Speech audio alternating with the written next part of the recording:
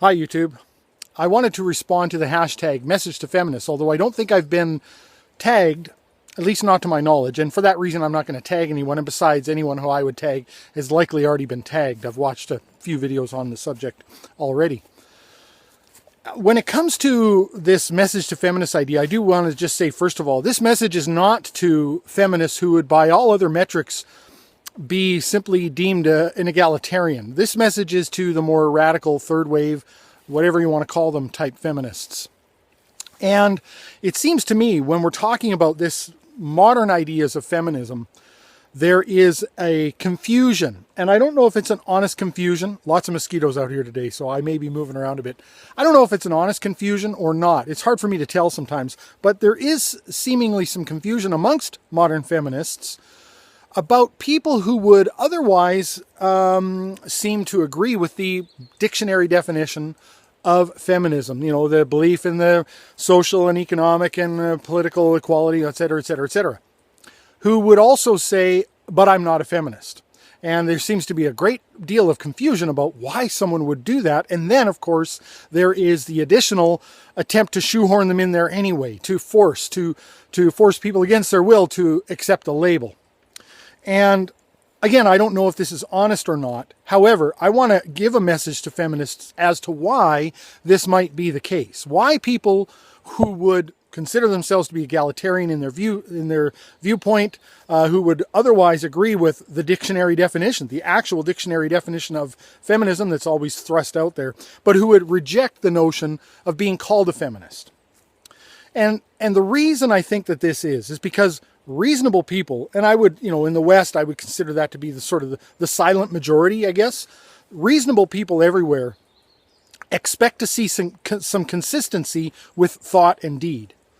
And you don't exemplify this, right? So if the definition of feminism is the equality of the sexes, and you even go further to espouse some beliefs that men are equally harmed by the patriarchy and overt sexism, etc., but then you don't behave in ways consistent with this, this is what causes people to reject feminism.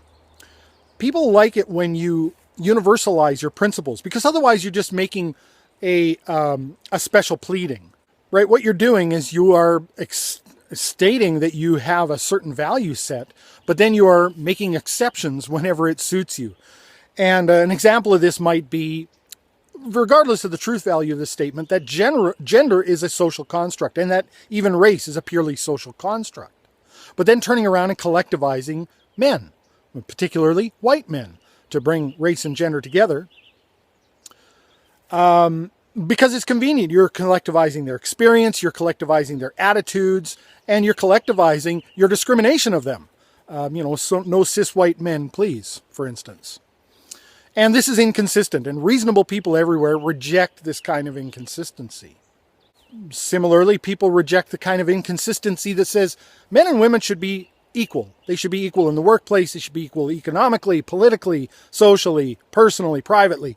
And then when you only advocate for the equality of one of the sexes while claiming that feminism is for men too.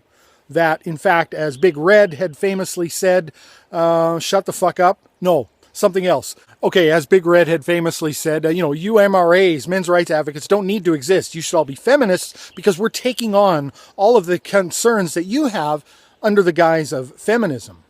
And then, of course, not acting consistent with that, such as the famous case of when our Canadian Prime Minister, Justin Trudeau, had a 50% male, 50% female cabinet because it's current year, it's 2015.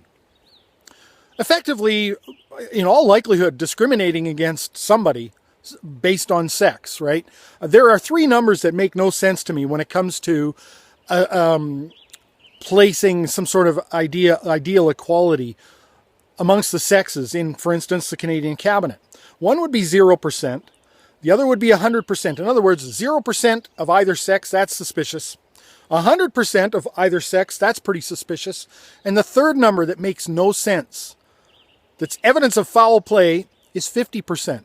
Are you really telling me that you happen to actually have a perfect mix of genders and a merit-based system? It could even be that he discriminated against some women in this split-gendered cabinet. It could be that it should have been 80% women by merit. I don't know. You don't know. Nobody knows, because that was not the criteria that was used. But you'll notice what he didn't do. He didn't make any proclamations that there ought be 50% representation in sanitation, logging, mining, offshore drilling, offshore fishing, need I go on, into the hard labor movements. And this is what reasonable people reject. When the only concerns levied by feminism or feminists when it comes to gender parity in the workplace are all the good highfalutin jobs, government, CEOs, STEM, high profile science positions, etc., etc. And there's no consideration given for the fact that in the majority of cases, it's men who do the dangerous and the difficult jobs out there. Men literally put their life and limb on the line. It is men who have died for a lot of the railroads and roads that have been built, a lot of the dangerous mining projects, a lot of the dangerous hydroelectric dams. This is all primarily men who have died for those things. And not only that, but men wear themselves out. Men's bodies are done by the time they reach retirement age, at least men who are involved in physical labor. They got blown out rotator cuffs, they got blown out knees, their lower backs are done in, they can't hear properly anymore, etc., etc. I mean, there's a lot of problems associated with this hard labor. And as a side note, I always get a giggle when I hear Melissa Harris Perry talking about relative privilege and hard work in an age where she doesn't know how her excrement gets carried away. She has no idea what takes place when she flicks on that light switch to get light into her room. She doesn't know how many of these things happen because with her relative privilege, she's disconnected from that. And there's no problem with that, of course, except when you start complaining about relative privilege. And that's the inconsistency that causes people, everyday average, regular, reasonable people, to reject feminism as a label when they would otherwise accept the dictionary definition of feminism.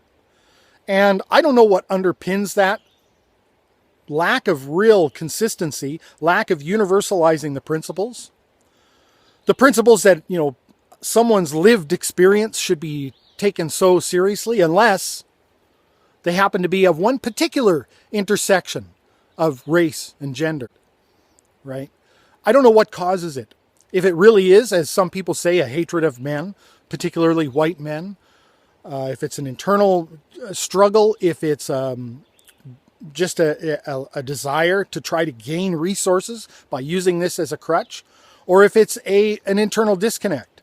I don't know what it is, but until you address that, you will continually see that the majority of everyday average reasonable people will reject your actualization of feminism. Thanks for watching.